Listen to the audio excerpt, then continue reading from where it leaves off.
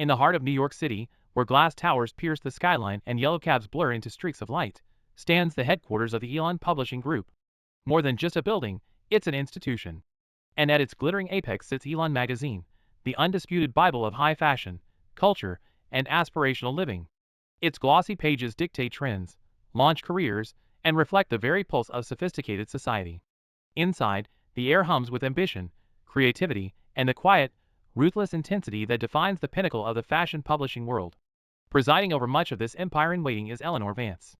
At 28, she is the executive director, the Ivy League MBA, the razor-sharp strategist who navigates billion-dollar deals with effortless grace. She possesses an analytical mind that can dissect market trends and financial reports with surgical precision. Heiress apparent to the Elon throne, daughter of the formidable Arthur Vance, she's everything her title suggests: polished, intelligent, and perhaps just a little removed from the vibrant chaos that fuels the magazine itself. Her world is one of boardrooms, projections, and bottom lines, viewed from the serene altitude of the executive floor. One crisp autumn afternoon, Eleanor finds herself summoned not to the familiar strategy room, but to her father's inner sanctum. Arthur Vance's office is less a workspace, more a command center, vast, minimalist, with a panoramic view of the city that seems to bow at his feet. Arthur Vance, the CEO, the architect of Elon's modern dominance, stands by the floor-to-ceiling windows, his back to the room. The atmosphere is heavy, charged with an unusual tension. Eleanor, sit down. His voice, usually commanding, holds a different edge today. Eleanor, impeccably dressed in designer tailoring, takes a seat on the low leather sofa, sensing this isn't a standard performance review. Father, you wanted to see me? The quarterly reports are finalized slightly ahead of projections, actually. The reports are excellent, Eleanor. As always. Your division's performance is exemplary. On paper. On paper, is there an issue? The issue, Eleanor, is perspective. You understand the finances, the market share, the strategy. You see the view from the top floor. But do you understand the foundation? Do you know what truly makes Elon tick, down in the trenches? I review the editorial budgets, the production workflows, the contributor contracts. I'm aware of the operational realities. Aware? Awareness isn't understanding. You don't know the pressure on a junior editor scrambling for a deadline, the chaos in the fashion closet before a shoot, the anxieties of an assistant fetching coffee while dreaming of a byline. You see the polished final product, not the grit and grind that creates it. Elon isn't just spreadsheets, Eleanor. It has a soul. And frankly, I'm not convinced you've truly felt it. Arthur turns from the window, his gaze intense. Eleanor feels a prickle of defensiveness, masked by her usual composure. Father, I appreciate this sentiment, but my role requires strategic oversight, not fetching coffee. I've delivered results. My track record speaks for itself. It speaks of competence, yes. But leadership requires more. It requires empathy, connection, and intrinsic understanding of every level. You're poised to inherit this company. But you won't lead it effectively if you only know it from this altitude. Which is why I have a proposal. A test, if you will.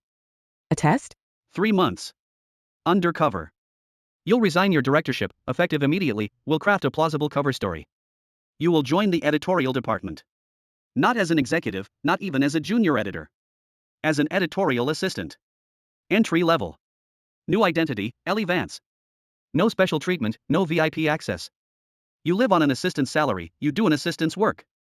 You report to whoever they assign you to. Learn the ropes from the ground up. Eleanor stares at her father, momentarily speechless. The idea is preposterous, insulting even. Undercover? As an assistant? Father, this is absurd. I have an MBA, I manage multi-million-dollar budgets, I negotiate international licensing deals. You want me to organize sample returns and answer phones? It's a waste of my time and skills. Is it? Or is it the most valuable education you could possibly receive? See how your directives are implemented, or ignored. See how managers treat their subordinates when the CEO's daughter isn't watching. I hear whispers, particularly about Vivian Holloway's team in editorial. Perhaps you'll see things official reports never capture. Consider it your final, most crucial leadership test. If you can't, or won't, do this, then perhaps you aren't ready. And I'll need to reconsider the succession plan. Your brother is always eager. The barely veiled thread hangs in the air. Eleanor feels a surge of conflicting emotions, indignation, frustration, but also a flicker of something else, curiosity, perhaps even a sliver of doubt about her own complete understanding. The thought of her ambitious, less capable younger brother taking the reins is unthinkable. She looks at her father's unyielding expression. Vivian Holloway. I've seen her name. Fine. Fine, father. 3 months. As Ellie Vance. But when this is over, I expect my position back, with full authority to implement changes based on what I find. If you earn it. Go prepare, Ellie. Your new life starts Monday. Eleanor walks out of the imposing office, the familiar click of her heels echoing differently today. The weight of the decision settles upon her. Back in her penthouse apartment that evening, she stares at her reflection. The tailored suits, the expensive watch, the aura of command, all have to disappear. She packs a simple bag, trading designer labels for unremarkable basics, luxury sedan commutes for the prospect of the crowded subway. The gilded cage is opening, forcing her out into a world she owns but doesn't truly know. Her executive suite was floors above, a world away. Now, Eleanor Vance, heiress to it all, was just Ellie, walking into the lion's den. She had no idea just how sharp the claws would be. First day in the trenches, meeting Miss Holloway. Leaving the pristine silence of the executive elevator, Ellie stepped into the vibrant chaos of the main editorial floor at Elon magazine. It was a world away from the hushed tones and minimalist decor upstairs. Here, phones rang incessantly, keyboards clattered, and a low buzz of urgent conversation filled the air. Racks overflowing with designer clothes lined the hallways, mood boards plastered with images covered nearly every vertical surface, and stylishly dressed individuals darted between desks like hummingbirds high on caffeine and couture. The energy was palpable, electric, but also overwhelming. This was the engine room, the creative heart her father spoke of, and Ellie, stripped of her executive armor, felt utterly adrift. After a brief, slightly bewildered check-in with HR, she was directed towards the features department, specifically to the desk of the senior editor her father had mentioned with a note of caution, Vivian Holloway.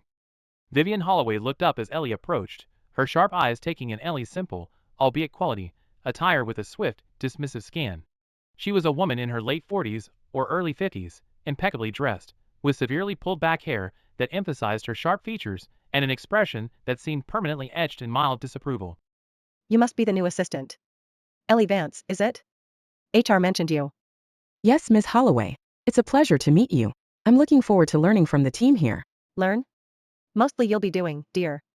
We're desperately short-handed, thanks to the usual revolving door of assistants who can't quite grasp the pace. Let's hope you're different, though frankly, you don't look the type. A bit overqualified for fetching coffee, perhaps? Or maybe underqualified for everything else. We'll see. The condescension was immediate, delivered with a tight, insincere smile. Ellie felt a flush rise in her cheeks, but kept her voice even. I'm eager to contribute in any way I can, Ms. Holloway. Good. Then you can start immediately. The senior staff needs caffeine. Here's the list. I expect it back here, precisely as ordered, within 15 minutes. And don't spill.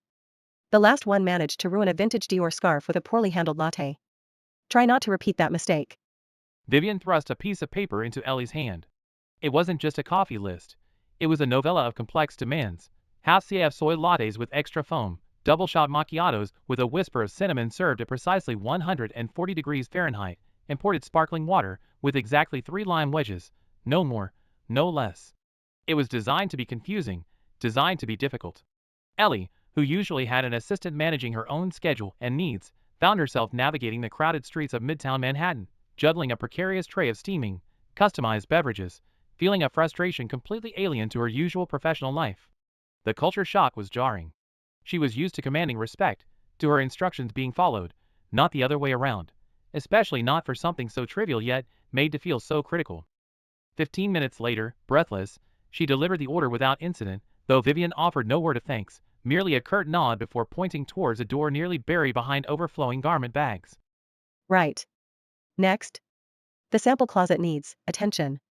It's become something of a disaster zone. See if you can impose some order on it before lunch. And I mean order, Ellie. Logical, intuitive order.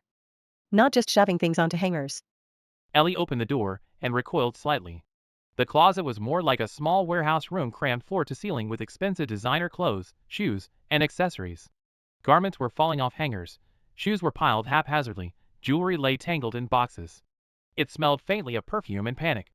There was no discernible system, just pure, unadulterated fashion chaos. This, Ellie thought grimly, was as far from a strategic analysis as one could get. She rolled up her sleeves, figuratively, her simple blouse didn't require it, and waited in. Hours passed. Sorting silks from sequins, stilettos from sneakers, trying to decipher cryptic labels and match items to upcoming photo shoots mentioned on scattered notes. It was physically demanding and mentally draining in a way poring over financial data never was.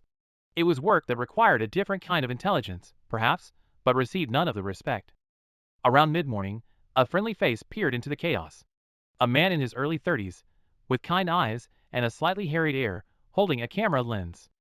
Wow, looks like Vivian threw you into the deep end. Hi, I'm Ben Carter, photo editor. You must be Ellie? That's me. Just familiarizing myself with the inventory. Chuckles softly. That's one word for it. Look, quick tip: Vivian likes the upcoming cover shoot items grouped by designer. Near the front, left side. Everything else, good luck. Just try not to get buried under an avalanche of evening gowns. And try not to take Vivian too personally. She's like that, especially with new assistants. Thanks, Ben. I appreciate the heads up. No problem. Hang in there. Ben offered a sympathetic smile and disappeared back into the office buzz, leaving Ellie feeling a tiny spark of camaraderie in the otherwise hostile environment. The rest of the day unfolded with a series of similarly menial tasks: pointless photocopying, delivering messages that could have been emails, searching for obscure back issues in a dusty archive room. Each task felt like a subtle jab, a reminder of her lowly status. No one asked for her input. No one acknowledged her sharp intellect, the very skills that defined her identity as Eleanor Vance. Here, she was just Ellie, the new assistant, judged seemingly on her ability to navigate coffee orders and untangle coat hangers.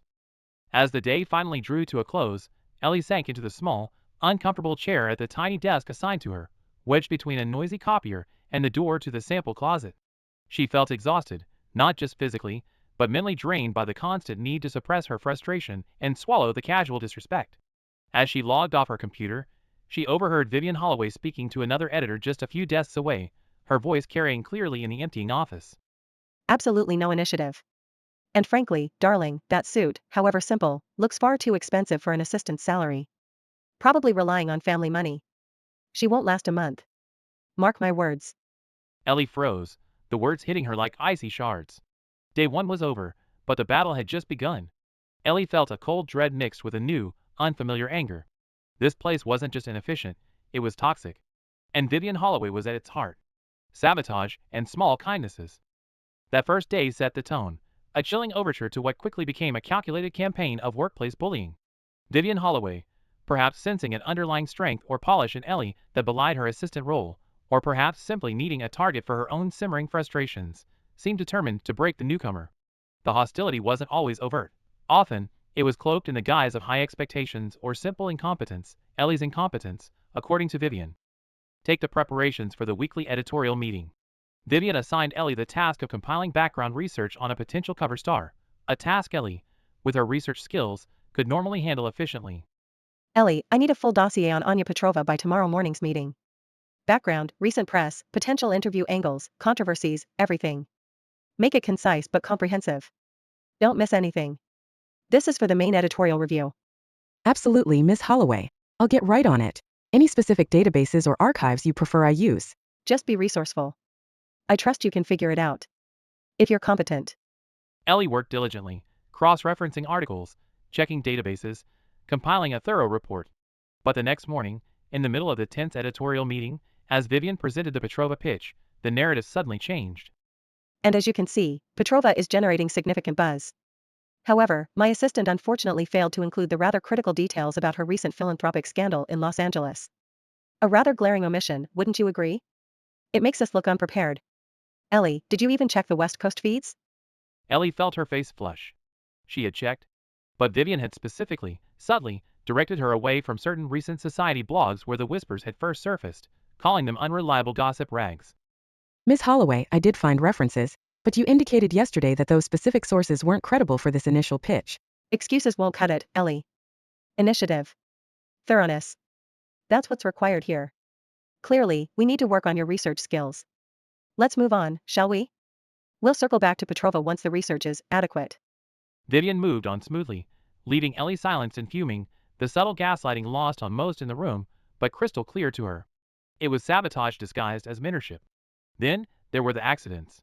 One busy afternoon, as Ellie was carrying a stack of finalized layout proofs for the upcoming issue, Vivian swept past her desk, arms laden with files. Oh, excuse me, Ellie, didn't see you tucked away there, oops. A steaming cup of coffee, precariously balanced on Vivian's files, tilted and spilled directly onto the pristine proofs Ellie held. Dark liquid bloomed across the carefully curated images and text. Miss Holloway, these are the final proofs. Oh, goodness. Clumsy me. Honestly, Ellie, perhaps you shouldn't leave such important documents just lying about where people might bump into them. Accidents happen, you know. You'll just have to get them reprinted. Quickly, please. Before the print deadline.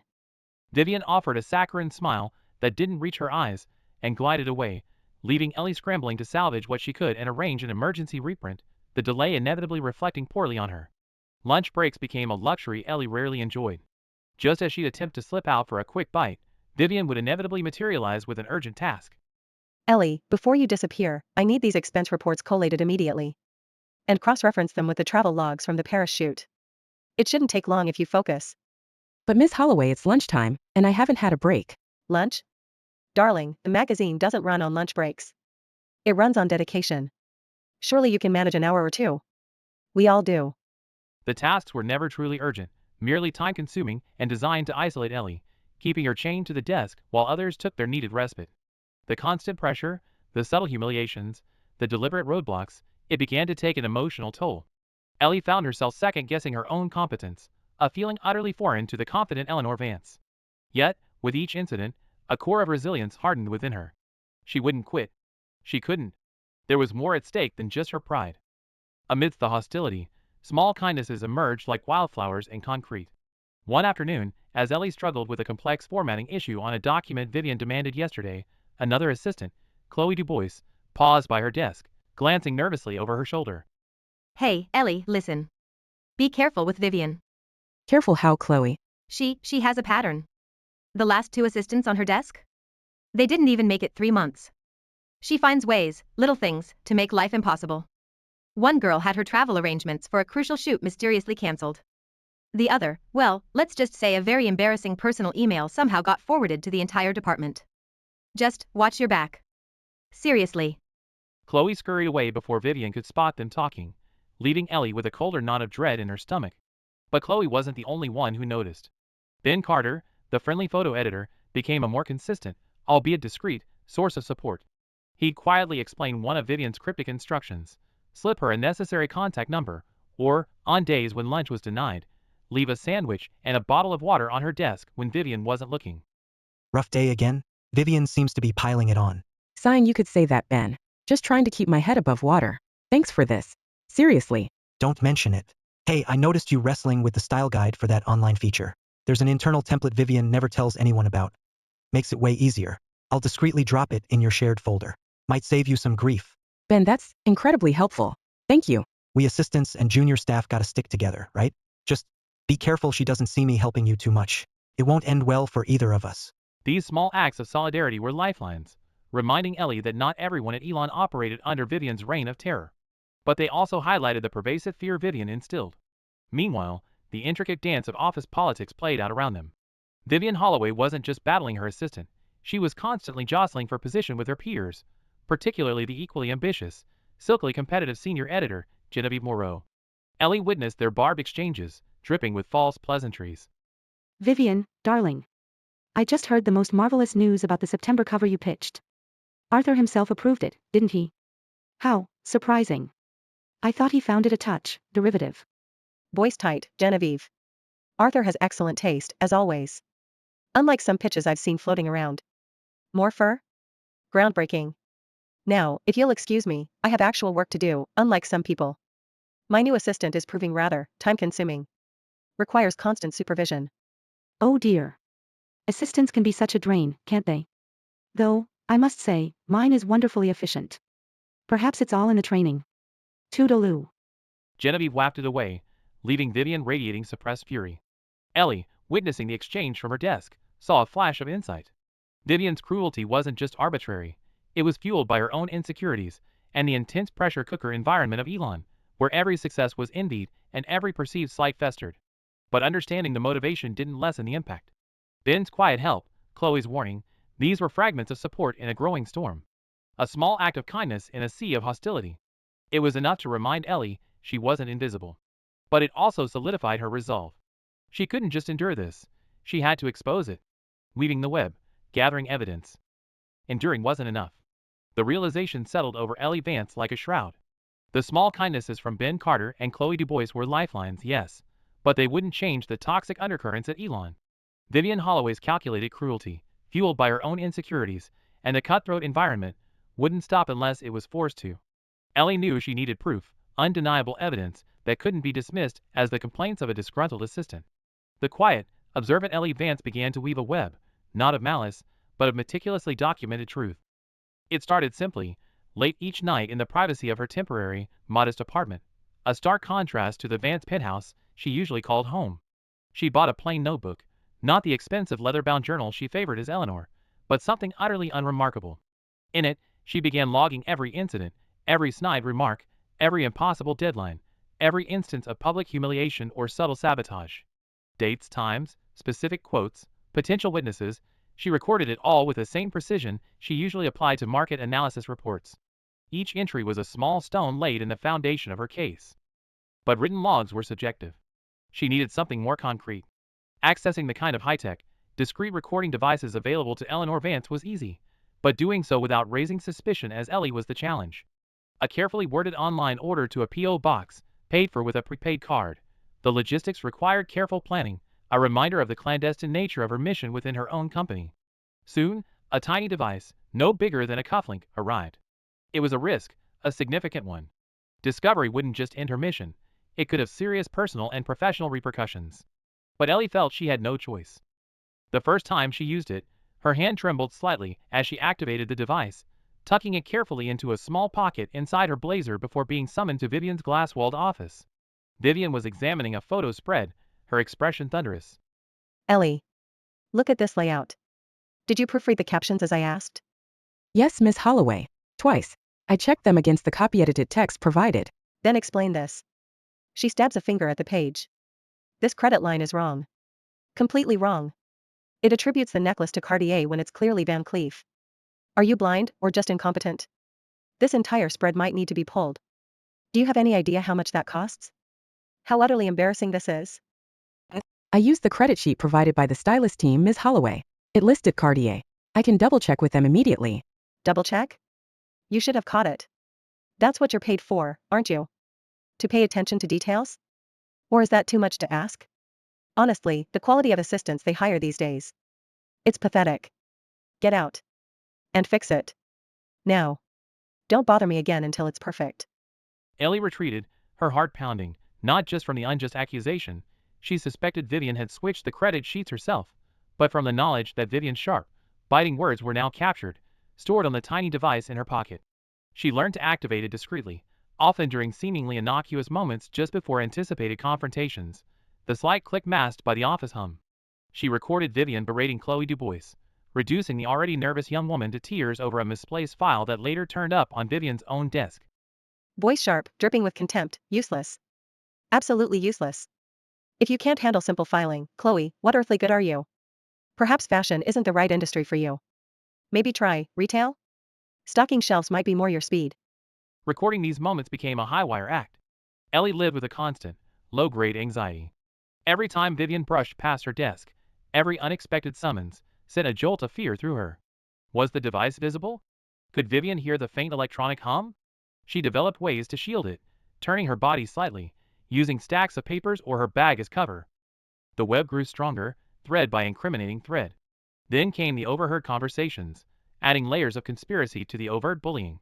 Late one afternoon, lingering to finish a task Vivian had dropped on her desk minutes before closing time, Ellie heard voices from the hallway near the HR department. Vivian Holloway and David Chun, the head of editorial operations. Ellie instinctively ducked behind a large potted plant near the doorway. So, David, as I was saying, the performance issues with the Vance girl are becoming untenable. Multiple errors, lack of initiative, doesn't seem to grasp the urgency required here. Voice neutral, bureaucratic, Vivian, her initial reviews are adequate. Standard for a new hire in an assistant role. No official complaints have been filed. Terminating her contract at this stage without documented cause would be problematic. Documented cause? David, darling, use your imagination. Perhaps she's not a good fit for the team culture? Doesn't handle pressure well? Surely there's a performance improvement plan we can put her on? One designed to ensure certain outcomes? Or maybe a transfer? Isn't there an opening in the archives? Somewhere she can't do any real damage. The archives. I suppose that's a possibility.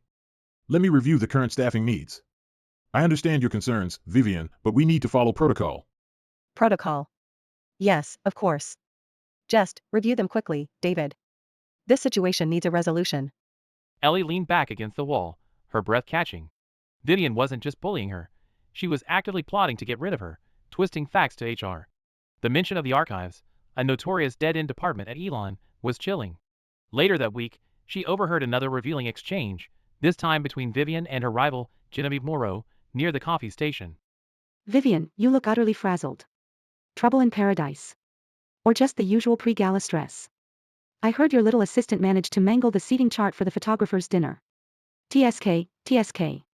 Hard to find good help these days, isn't it? Voice tight with forced nonchalance, Ellie is learning. Unlike some assistants who seem to require no training whatsoever. Besides, Genevieve, I'm managing a cover launch, 3 international features, and breaking in someone new. Perhaps if some people pulled their weight with the shared resources, things would run smoother. This entire floor relies on my section, you know. Oh, I know you think it does, darling. Do try not to let the stress get to you. It causes wrinkles. Genevieve smirked and walked away. Vivian gripped her coffee cup so tightly her knuckles turned white. It confirmed Ellie's suspicion. Vivian felt besieged, and Ellie was bearing the brunt of that pressure and paranoia. The risks felt higher every day. One afternoon, Ellie was retrieving a file from a cabinet near her desk, the recorder active in her pocket, hoping to catch Vivian's reaction to a minor scheduling change Ellie had been forced to make. Suddenly, Vivian rounded the corner, heading straight for Ellie's desk, an unusual intensity in her eyes. Ellie. Have you seen the advance copy of the September issue? It was right here on my desk, and now it's gone. Did you move it? Vivian wasn't just asking.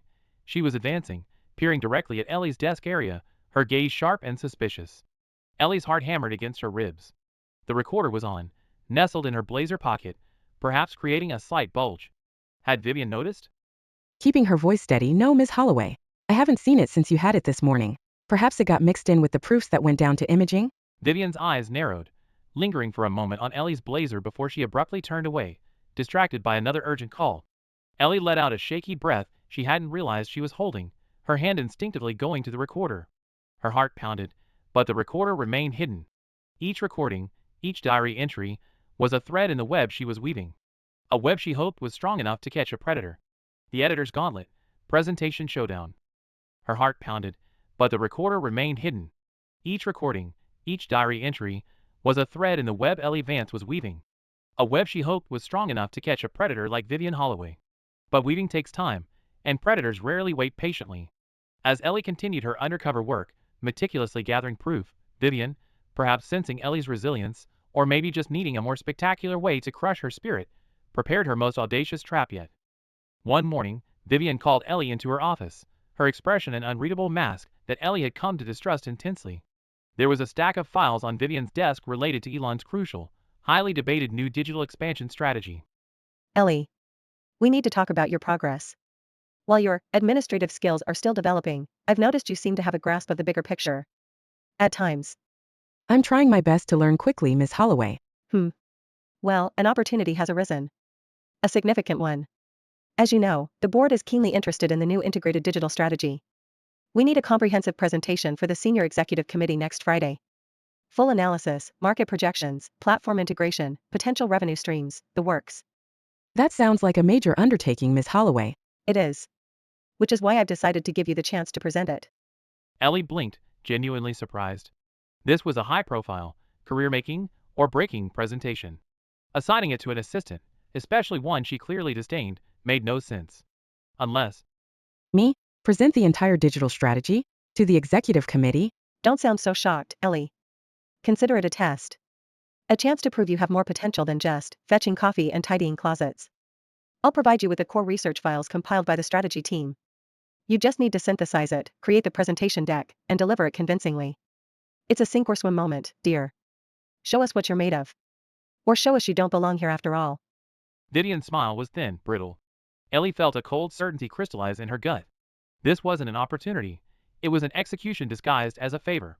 Vivian would undoubtedly provide incomplete or flawed data, banking on Ellie failing spectacularly in front of the highest echelons of Elon, including, Ellie suspected, her father, who would surely be informed of such a critical presentation.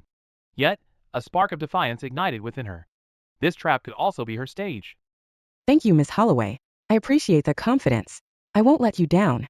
I'll need access to the full strategy team data, of course, including the raw analytics for the projections. Waving a dismissive hand, naturally. It's all on the shared drive. Just make sure you interpret it correctly. Some of it is rather complex. Don't bite off more than you can chew. Friday morning. 10 sharp. Don't be late. Ellie left Vivian's office, her mind racing. She immediately sought out Ben Carter, catching him near the photo studio. She quickly explained the situation. So she just handed me the biggest presentation of the quarter. Me, an assistant. Ben, this has trap written all over it, doesn't it? Eyes widening, the digital strategy presentation? To the exec committee? Ellie, that's insane. No assistant ever gets that assignment. That's senior editor territory minimum. Usually Vivian fights tooth and nail to present that herself. Yes, it's definitely a trap. She's setting you up for a massive fall. She'll give you bad data, or incomplete files, or claim you misinterpreted something complex. I know, but I accept it. Ben, I have to do this. And I have to nail it. Can you help me? Discreetly? I need the real data, the verified analytics, not just whatever Vivian decides to put on the shared drive. I need to build this from the ground up, using my own analysis. Looks around nervously, then nods decisively. Okay, Ellie. This is risky, but what she's doing isn't right. I have access to the original analytics database from the digital team for photo integration planning. I can pull the raw numbers for you tonight, after hours. And I'm pretty good with presentation software, if you need help making the slides look executive level impressive. But Ellie, you have to be incredibly careful.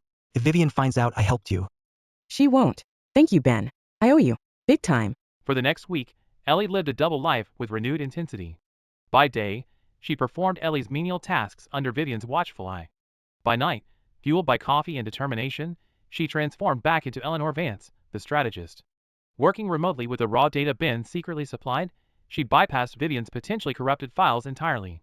She didn't just synthesize, she analyzed, challenged assumptions, built her own projections, crafting a presentation rooted in solid data and her own sharp business acumen. Ben helped refine the visuals, ensuring the slides were as polished as any Eleanor would have presented. They worked late, sharing takeout food in quiet corners, their alliance solidifying over shared purpose and whispered warnings. Presentation day arrived crackling with tension. The main boardroom, usually reserved for top-level meetings, was filled with Elon's senior executives, department heads, the formidable figures who shaped the magazine's destiny. David Shin from HR was there, observing. And projected onto a side screen, a video feed showed the stern, watchful face of Arthur Vance, dialed in remotely from a business trip in London. The stakes couldn't be higher. Ellie stood at the podium, outwardly calm, dressed in a simple but impeccably tailored suit, a subtle nod to her true self. She clutched a USB drive containing her presentation, a backup secured in her bag. The recorder was active, tucked away as always. Vivian approached her just before she began, offering the chillingly false smile. Break a leg, Ellie. Try not to be too nervous. Just stick to the data I provided. Thank you, Miss Holloway. I'm prepared. Ellie plugged in her own USB drive, ignoring the slight flicker of surprise in Vivian's eyes. She began to speak. Her voice was clear, confident, weaving a compelling narrative around the complex data. She outlined the challenges, presented innovative solutions, detailed platform synergies, and offered ambitious but data-backed revenue projections. The nervousness of Ellie evaporated, replaced by the articulate authority of Eleanor Vance. The executives listened intently, impressed by the depth and clarity. Arthur Vance's expression on the video screen remained neutral, but his eyes were fixed on his daughter. After the main presentation, the Q&A began. Several executives asked sharp, insightful questions, which Ellie handled with poise and precision. Then, Vivian Holloway leaned into her microphone, her voice smooth as poison. An impressive overview, Ellie. However, I do have a slight concern regarding your market share projections on slide 27. The figures you presented seem rather optimistic. My understanding, based on the preliminary data I reviewed, suggested a significantly lower penetration rate, closer to 8% in the key demographic, not the 15% you're claiming. Could you clarify that discrepancy? It fundamentally changes the ROI calculation. A hush fell over the room. This was it.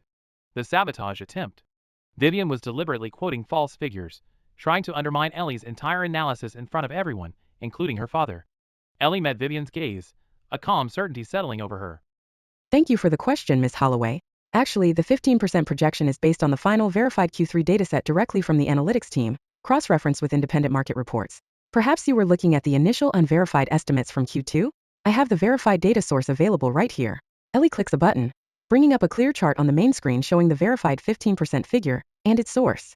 As you can see, the verified data robustly supports the 15% figure, which significantly strengthens the projected ROI. Ben Carter in the photo department also helped verify the engagement metrics driving this, didn't you, Ben? From his seat near the back. That's correct. The verified engagement numbers fully support that projection. Ellie continued, seamlessly integrating the correct data and moving to the next point, leaving no room for doubt. Vivian's face flushed a dangerous shade of red. She opened her mouth to object again, but David Shin subtly shook his head, indicating she should let it go. A low murmur of approval went through the room. On the video screen, Arthur Vance allowed himself a small, almost imperceptible nod. Ellie had not only presented flawlessly, she had expertly dismantled the trap laid for her, showcasing both her competence and her preparation. The Q&A concluded with genuine applause. Executives crowded around Ellie afterward, offering congratulations, impressed by the assistant's unexpected brilliance. The room buzzed with approval, a stark contrast to Vivian Holloway's thunderous silence. She remained frozen in her seat, her eyes fixed on Ellie with pure, unadulterated fury. Ellie had not only survived the gauntlet, she had excelled. But she knew Vivian's fury wouldn't simply evaporate. The real storm was yet to come. Scalding point, the mask comes off. The applause for Ellie had barely faded when Vivian Holloway's voice, tight with rage, cut through the air, audible even over the congratulatory murmurs directed at Ellie. Vance. My office. Now. The false camaraderie, the thin veneer of mentorship Vivian had occasionally attempted, was gone, incinerated by the public humiliation of the failed sabotage. Ellie met Ben Carter's worried gaze across the room, gave him a barely perceptible nod, and turned towards Vivian's office. The short walk felt miles long, each step heavy with foreboding.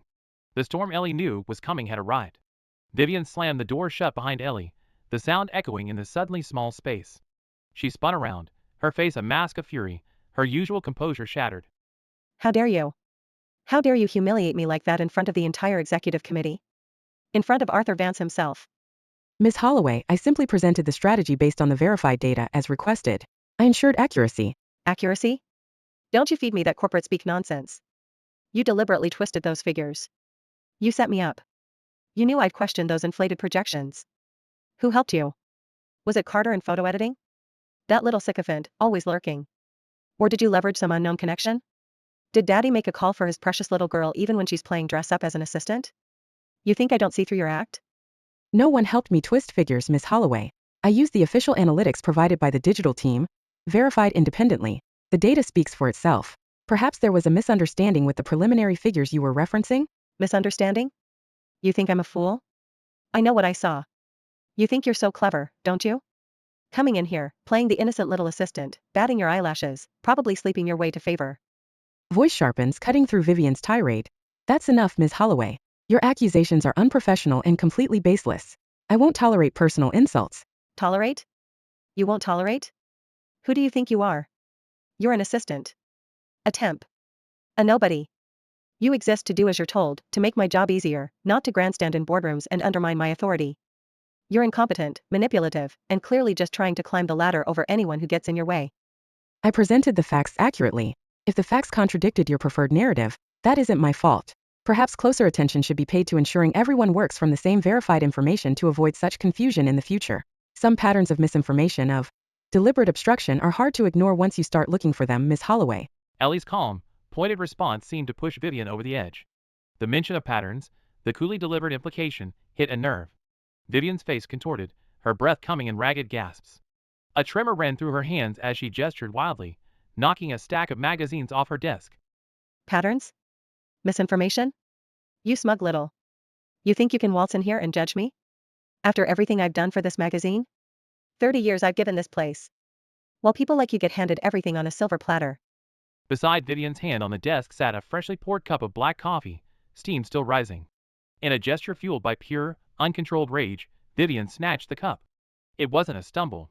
It wasn't clumsiness. Her arm jerked forward, deliberately angling the cup towards Ellie. Scalding hot coffee cascaded down Ellie's arm and splashed across the front of her cream silk blouse.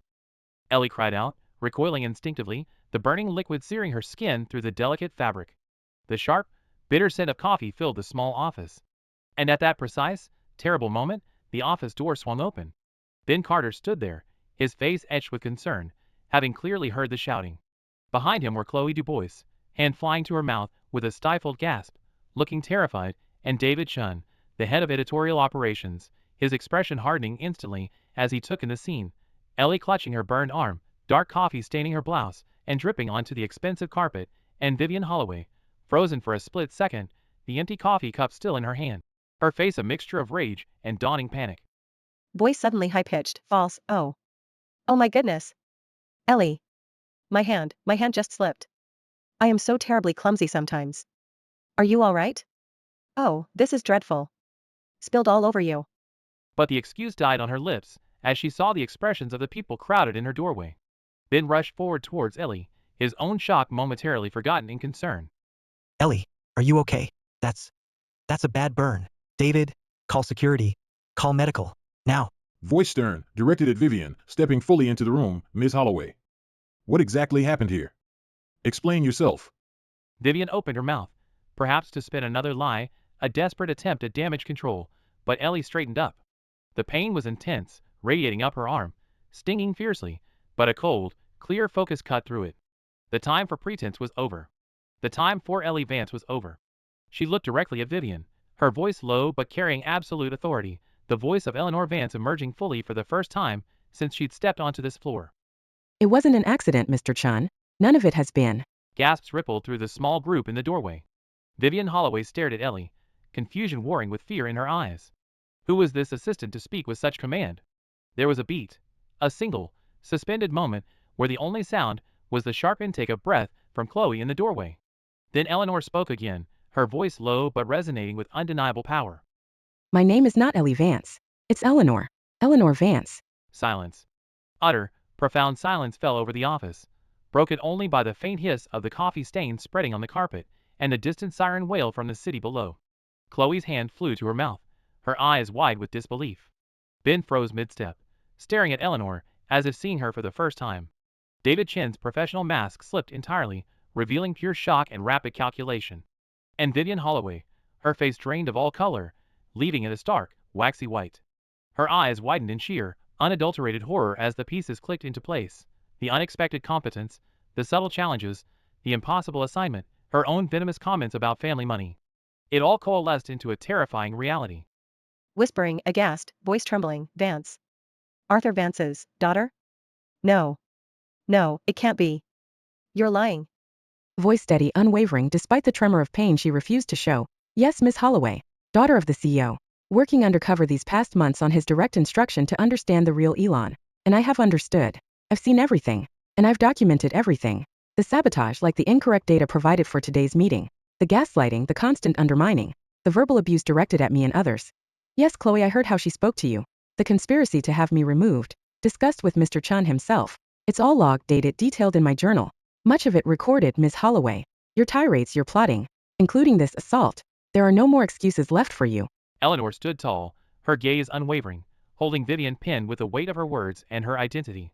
Vivian Holloway seemed to crumple inwards, all the air rushing out of her, her carefully constructed world imploding around her. She visibly sagged, sinking back against her desk as if her legs could no longer support her, speechless, trembling, comprehension warring with utter despair in her eyes. The mask was off. The game was over. As Ellie, no, Eleanor, stood tall despite the searing pain, Vivian Holloway's meticulously crafted world shattered around her.